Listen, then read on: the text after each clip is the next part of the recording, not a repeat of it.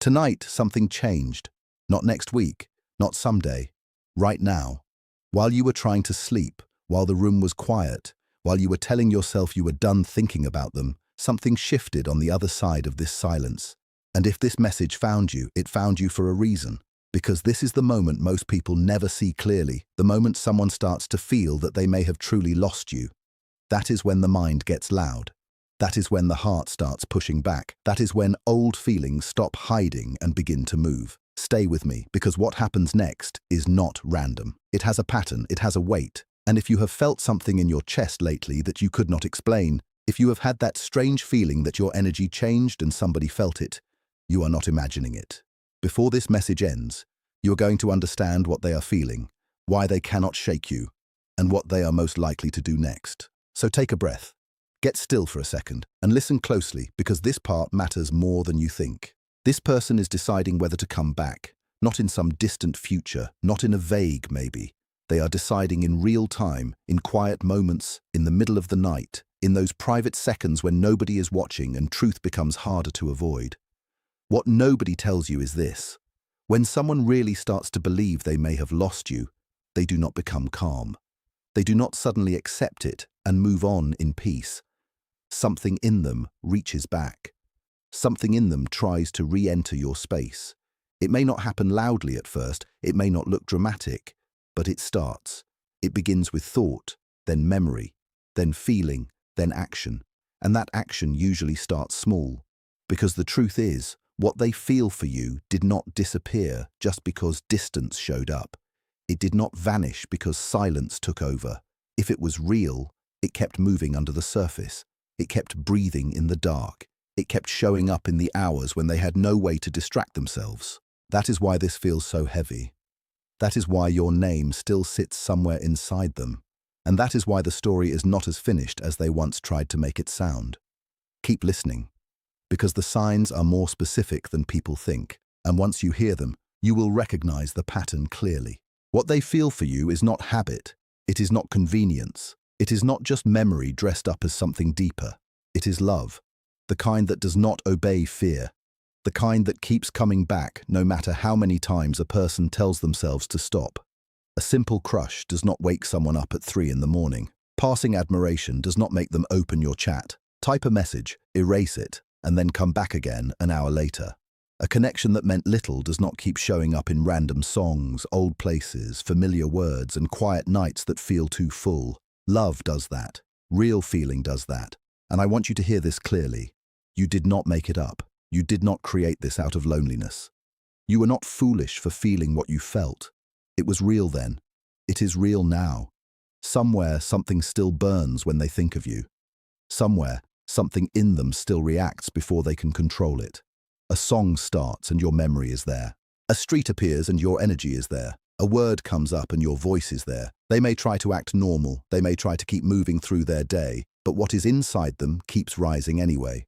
If that sounds intense, it is because it is. And it gets even clearer from here, so do not leave yet, because the next part is where their behavior starts to show you what their heart has been hiding. The first thing they do when they feel they may be losing you is reach back indirectly, quietly, carefully, without full risk. They test the air before they step into it. They check your name, they check your page, they look again later. They linger on something you posted longer than they meant to. They notice a photo, a caption, a detail that should not matter if they were really done. Sometimes they like something old. Sometimes they view something and disappear. Sometimes they ask about you in a way that sounds casual, but it is not casual at all. Your name comes up where it did not need to come up. A memory gets mentioned for no real reason. They make themselves just visible enough to feel present, then pull back again. That is not accident. That is not nothing. That is someone trying to feel if the door is still open without having to knock too hard. They are measuring distance. They are checking if your energy still meets theirs. They are trying to sense whether you are still turned toward them or whether you have gone somewhere they can no longer reach. And when they feel your energy has changed, when they sense that you are not standing in the same old place emotionally, it unsettles them. It makes the loss feel real. That is when small signals begin. Stay with me, because the small signals are only the beginning. The second stage is where they stop circling and start testing the connection more directly. Then comes the testing. This is where silence gets interrupted by something that looks tiny on the surface but means more underneath. They go quiet, and then out of nowhere a message lands. Maybe short, maybe simple, maybe framed like it is nothing. A check-in, a random question, a shared memory dropped into your path like it just came to mind. But timing tells the truth. It almost never comes by accident. They want to see if you still respond the way you used to. They want to know if the version of you who once reached for them is still there. They are not just sending words. They are checking the temperature of your heart. They are listening for space. They are looking for a crack in the wall. And if they do not get a clear answer, if your energy feels different, if you seem calmer, stronger, less available, that is when their emotions get louder behind the scenes. Because now they are not only missing you, now they are feeling the possibility that you may truly be okay without them. That thought hits hard, harder than they expected. And when it hits, the truth starts leaking through in strange ways. A message that says little but carries a lot. A question that did not need to be asked. A moment that sounds friendly but feels loaded. A sentence that starts small and lands deep. This is where the mask slips. Not fully, not yet, but enough to show that something inside them is no longer at rest. And that matters because once the mask starts slipping, the heart becomes harder to hide. There are nights when they read your old messages again, slowly, more than once. They check the timestamp. They replay certain lines. They stop at something you once said and sit with it longer than they planned. They put the phone down, pick it up, open your name, stare at the blank message bar, type something, delete it, type again, stop, breathe, walk away, come back. That is not someone who has fully moved on. That is someone fighting a feeling they cannot fully control. During the day, they may look fine. They answer people. They show up where they need to show up. They keep their face steady. But nighttime is different. Night strips away noise. Night brings back what daylight helped them hide. In those late hours, your name grows louder. They lie there thinking of what they should have said, what they should not have done, what they lost, what they still feel, and whether it is already too late to say any of it. And then the body joins in. Their chest tightens when your name comes up. Their stomach drops when something reminds them of you. Their breathing changes. Their hands go still. Their face may stay controlled, but their body tells the truth anyway. The body remembers what the mind tries to deny. It remembers your energy. It remembers your voice. It remembers how it felt to be near you. And that kind of memory does not disappear on command. Keep listening, because this next part goes even deeper than thought. It reaches the place inside them where excuses stop working. They told themselves many things to make the pain easier. They told themselves it was over. They told themselves time would fix it. They told themselves it was only attachment, only routine, only a chapter that had ended. They told themselves someone else would fill the space. They told themselves they made the right choice. They told themselves they were fine. They told themselves missing you would fade if they kept moving. But every time the quiet came back, those stories started breaking apart. Because meaning something and making it true are not the same. A person can decide to walk away and still fail to stop loving who they walked away from. A person can choose distance and still feel haunted by closeness. That is the part they did not expect. They expected the feeling to shrink. Instead, it kept finding them. In the middle of errands, in traffic, in songs, in dreams, in random afternoons, in those tiny empty spaces between one task and the next. They miss not only the big things, they miss the small things that nobody else would understand. The sound of your voice when you said their name, the way you listened without rushing, the feeling of being fully seen, the ease of ordinary moments that did not feel ordinary when they were with you. That is the part that stays sharp. That is the part they cannot replace. And the more they try to act like they are done, the more obvious it becomes inside them that they are not. If this is hitting home, stay with me. Because now we reach the fear under all their other fears. And this is where everything starts to make sense. Their biggest fear is not just that they miss you. Their biggest fear is that they may have missed their chance. They are afraid you have moved forward, afraid you found peace without them, afraid you no longer need anything they might try to bring back, afraid that if they reach out, you will not answer. But strangely, they are also afraid that you will answer, because your voice might open everything they have been trying to keep shut. They are afraid of seeing your face and feeling the full weight of what they gave up.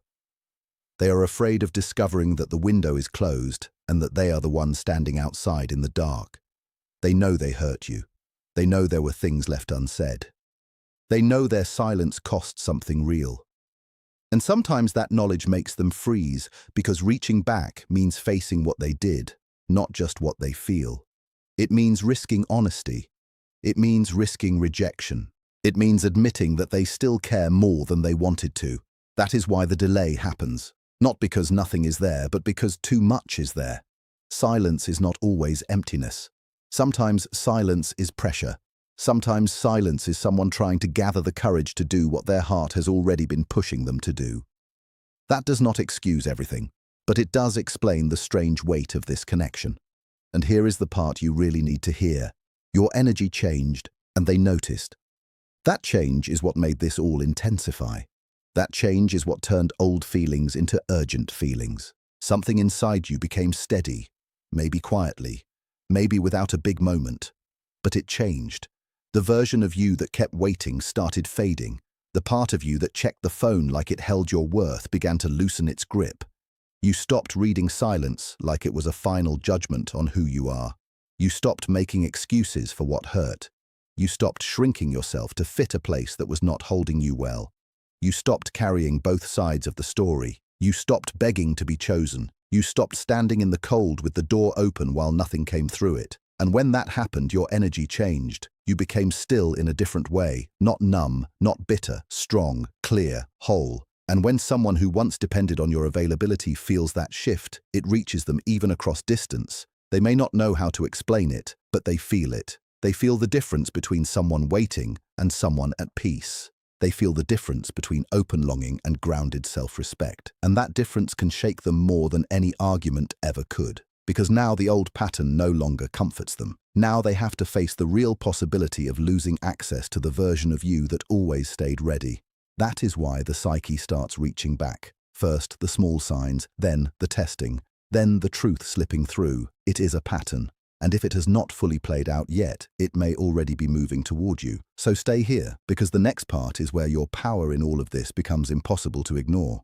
There is a strange law in human connection. The moment you stop chasing, your energy becomes louder. The moment you stop needing proof, your presence becomes stronger. The moment you choose your own peace, something in the world rearranges around that choice. You did not become whole to pull anyone back. You became whole because your heart deserved rest, because your mornings deserved lightness, because your nights deserved more than replaying pain, because your life was never meant to stay parked in someone else's indecision. And yet when a change this real happens, people feel it. They may not understand why they suddenly think of you more. They may not understand why your absence starts feeling sharper instead of softer. But they feel it.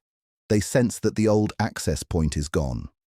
They sense that if they want to come closer now, they may actually have to come honestly. And that can make a person restless.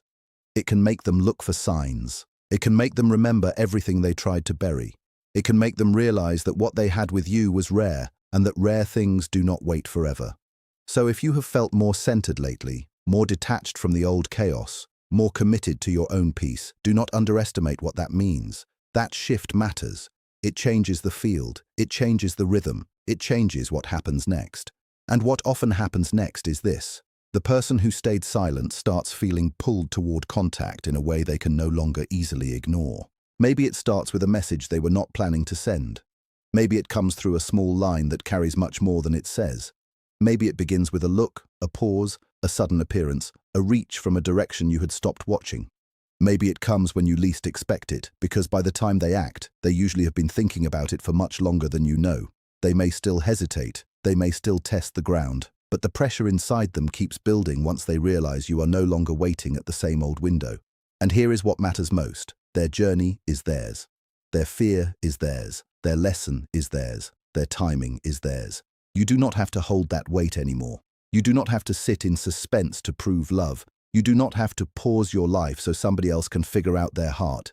That part is not your job. Your job is to stay with the peace you fought to build, to stay close to the wholeness you earned, to remember that no one else's silence gets to define your value. If they come back, let it meet the stronger version of you, not the abandoned version of you. Let it meet the person who now knows that being chosen starts with choosing yourself. That is the shift. That is the power. And this is where the story becomes bigger than waiting for a text. Because now it becomes about what you have become, and what you have become changes everything. You were seen in every quiet morning you got up and kept going. You were seen in every night you carried pain without letting it turn your heart hard. You were seen in every moment you wanted to break but chose grace instead. You were seen when you kept your dignity. You were seen when you stopped performing heartbreak and started healing for real. You were seen when you let the tears fall, then still got up and moved through the day.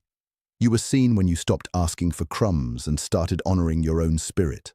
That matters, more than you know. Because real healing changes the sound of your energy. It changes how you enter a room. It changes how silence sits around you. It changes what you attract and what can no longer stay comfortable in your absence. And the person connected to you feels that, even if they have no language for it, they feel that you are no longer standing in the same old ache. They feel that your center is stronger. They feel that if they want to be part of your world again, they cannot show up the same way as before. That is why this moment is important, not because it guarantees anything, but because it reveals something true. You did not lose yourself in this story. You found yourself. And once a person finds themselves, the whole shape of the connection changes. Stay with me to the end, because the final truth is the part people need most and hear least. The truth is, what you felt was real. You were not too much. You were not weak for loving deeply. You were not foolish for believing in what your heart recognized. Loving fully is not a flaw, it is rare. And rare things leave a mark. That is why they still think of you.